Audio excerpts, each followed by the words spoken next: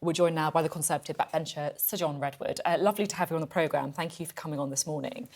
Now, you're a member of the Conservative Growth Group, and we hear you're developing some policy proposals to take to the Treasury in the coming weeks. What do you want to see? Well, we want to see sensible targeted tax cuts that will boost self-employment, boost investment, help solve the problem of recruiting and retaining doctors and other skilled staff, and will add to the idea of growth. We're very pleased that the Prime Minister and the new Chancellor have now got growth as one of their big 5 aims. And indeed, out of the 5 aims, 3 of the aims are economic, and they're all really related to growth. That is exactly the right thing to do. But we're urging them to do rather more and not to rule out tax rate cuts, because we think they're going to be crucial, particularly to boost investment. Otherwise, we're going to have a very poor year for investment, which will lead to a very disappointing outturn on growth.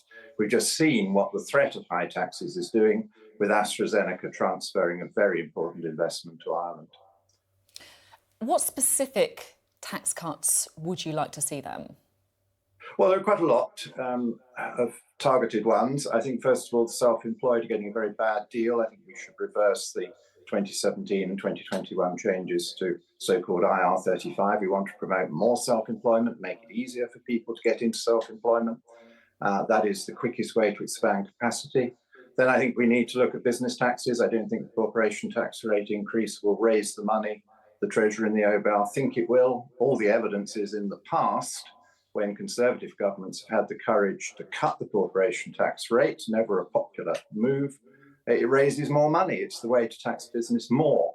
And we've just seen from AstraZeneca what a big impact going the other way can have on very crucial developments in the life sciences area in this case, which is one of the government's targets for improvement.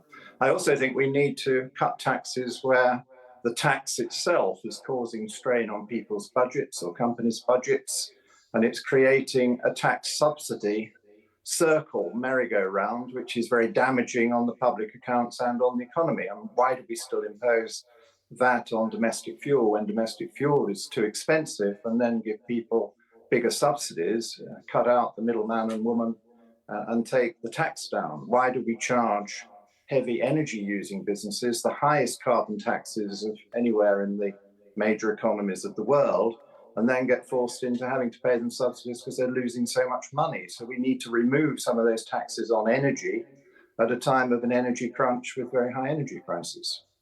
You speak about the tax cuts that we want to see, and I'm just trying to work out who we is. How many of your colleagues agree with you on this?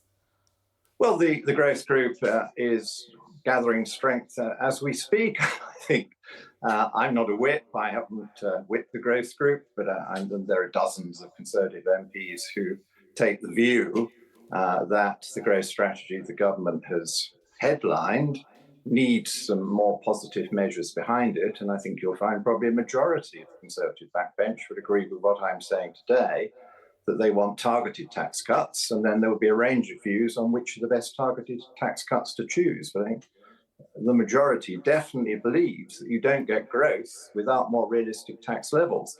And I think many are very worried that Britain is in danger of becoming uncompetitive because of the higher taxes the government is wishing to impose. And we've had a good record in past years for making ourselves a bit more tax competitive.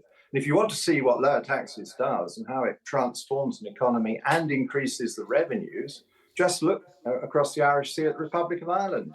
At the same time, though, more as a proportion out of business because they got the lowest corporation tax of the advanced world.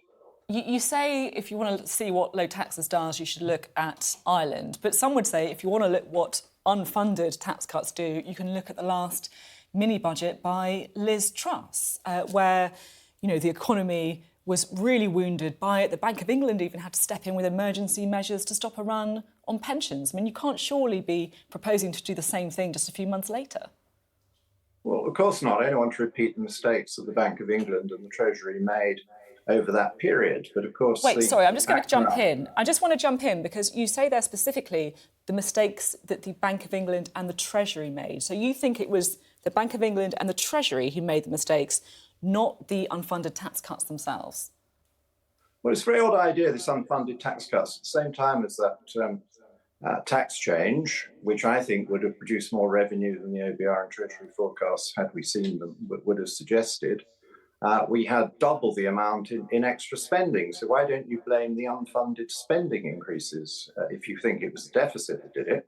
But if you actually look at what happened in the markets, the bond market that worried everybody was falling well before the mini budget statement. For the simple reason that the Bank of England was talking it down. The bank said these bonds are far too high. We're going to sell a load of bonds to get the prices of the bonds down. We want the long-term interest rates to rise. So the Bank of England, for policy reasons, decided to sell off the bond market. And then it got out of hand because the Bank of England clearly didn't understand the precarious position of many pension funds, including its own pension fund, which was buying far more gilts than it could afford to pay for. And then, of course, it rightly stepped in and showed that it could turn the market on a sixpence when it needed to. At the same time, though, it's the markets who reacted, wasn't it? I mean, they are pretty emotionless things, the markets. They just look at what's in front of them. Well, the markets on the Monday and Tuesday, when we had the serious sell-off in Britain that wasn't matched in America, the previous week America had to sell off for the same reasons as well, it was all about the LDI funds. And it wasn't about Kwasi Kwarteng's mini budget on the Monday and Tuesday. It was people saying there is no point in buying bonds or even holding bonds because everybody's a seller, because all these funds needed to sell bonds to raise cash to meet all the margin calls that were coming in because the bonds had fallen in price. And where you had a lot of pension funds that owned 4, 5, 6 times the amount of bond that they'd actually paid for, they faced very big bills when the price fell. So I'm really interested to talk to you because obviously it comes after the Liz Truss piece in the Sunday Telegraph where she blamed the powerful economic establishment for what happened. You obviously was a key backer of Liz Truss. Do you speak to her much? What do you think her take is on the current direction of the Conservative Party? Well, I mean, I've obviously read her essay in the Telegraph and I've had a chat to her since then. She does rightly identify the LDI problems on the Monday and Tuesday as being the main difficulty that we face with the long-term interest rates. She hasn't gone quite as far as I've just gone, because she could have pointed out that the Bank of England on the Wednesday showed that not only had it created the problem, but it knew how to solve the problem. Very glad it did solve the problem. I agreed with their action. I think they could have done it just by words. They probably didn't have to buy the extra bonds, but buying the extra bonds made sure that they could get the market up again, and I'm pleased they've now told us they've sold those bonds at a profit. So no damage was done. The interest rates went back up, the bond prices went back up, and the interest rates went back down a bit when the bank wanted them to, and that was good. The question was also about trying to be a little bit forward-looking as well. I'm just interested to know what do you think Liz Truss's take is on the future direction or the current direction of the party?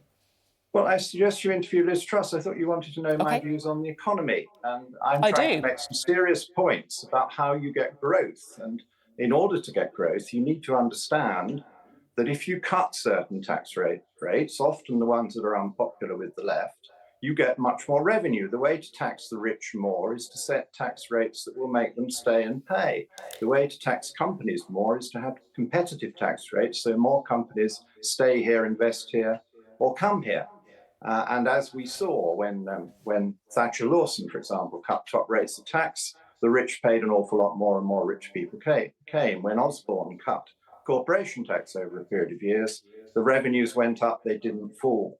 So my main message to the Chancellor is if you want growth, you have to have lower rates, but it doesn't mean you're shortchanging the accounts. It means you're finding the smart way to tax the rich and to tax companies rather more. And it is the rich and the companies, of course, have got the money, but they don't necessarily have to pay tax here. The polling is pretty dreadful, frankly, for your party right now. One poll out this week suggested if there was an election now, you'd been second place behind the SNP. And of course, I know we have to take these things with a large pinch of salt. But are you concerned that if your party doesn't change direction, there'll be a wipeout? Well, of course, I'm concerned about the current polling, and it tells you something about the public mood. But I think the public are still with me in being impatient to get on with the good news. And I think the Prime Minister has identified the right 3 main priorities, the waiting lists, the illegal immigration and the economy. And of the three things he said about the economy, the borrowing will come down if we grow more as a percentage of GDP. And inflation is going to come down because there's a very tough fiscal and monetary squeeze on, thanks to recent bank and treasury action. So it's all about growth. And that's why I repeat that you've got to have a growth strategy. Indeed, that would reinforce the counter-inflation strategy. Why do we have inflation? We don't have enough capacity in this country. Why is energy so dear? Well, we're not producing enough of our own is part of the reason. There are lots of projects out there that could get us more oil and gas from the North Sea. Get on with them, government, and set taxes that mean that people will want to invest there. We obviously need a lot more capacity in electricity production and routing electricity around the country. Again, this has to be balanced investment where people can make money. Get on with it and you will find lower taxes will help you do that. OK, thank you very much indeed. Always keen to hear your own views on this. So good to have you on the programme.